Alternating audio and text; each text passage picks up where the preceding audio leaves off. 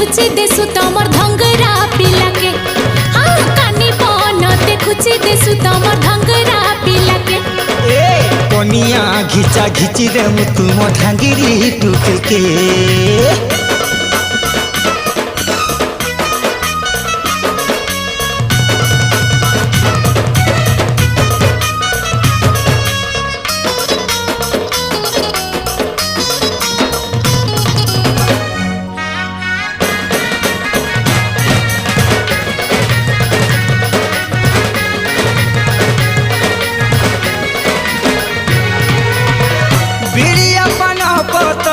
तुम टुके जाती खुजरे लुआल भर तुमरीटा का चलन व्यवहार रे मुनुगा घाटी तुम दिन दहाड़े मारू छपटी रे मुनुगा घाटी।